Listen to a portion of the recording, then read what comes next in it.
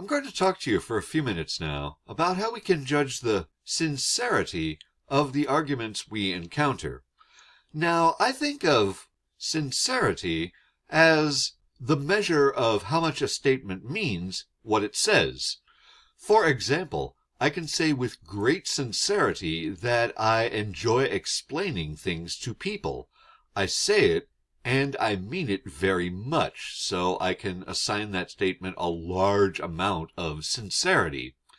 We help ourselves as readers when we accurately evaluate the sincerity of an argument because we know that we can dismiss an argument that doesn't mean what it says.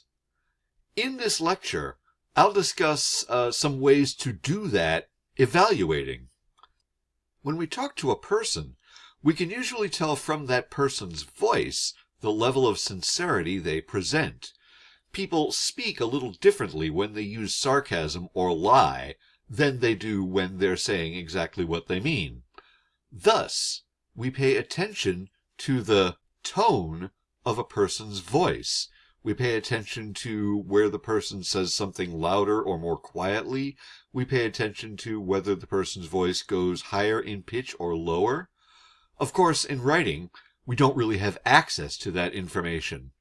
However, we can still use the term tone to mean the imaginary sound of the writer's voice in the reader's mind. When we can hear that voice in our heads, we can use the tone we detect to more accurately judge a writer's argument. But how can we hear this tone? How can we translate the writing that we read to a sound that we hear in our minds? Well, we can get it from clues we find in a text. For example, we can see from a text's punctuation whether a writer uses a lot of exclamation points indicating excitements, or a lot of dashes which might indicate hesitation or kind of a breathless quality. We can also pay attention to the words a writer chooses. For example, a complicated sentence with a lot of clauses and polysyllables will sound different to me than a simple sentence full of one-syllable words and less formal choices does. Finally, we might consider whether the writer's choices seem appropriate to the subject the writer discusses. For example, writing in a biblical style about the toast I had this morning seems inappropriate and hard to take seriously. You would think I was kidding if I were writing that way about something as mundane as toast.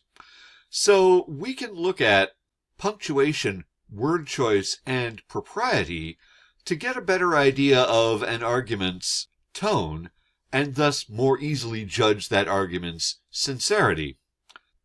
I hope this lecture has helped you think about the tones that you can find in what you read.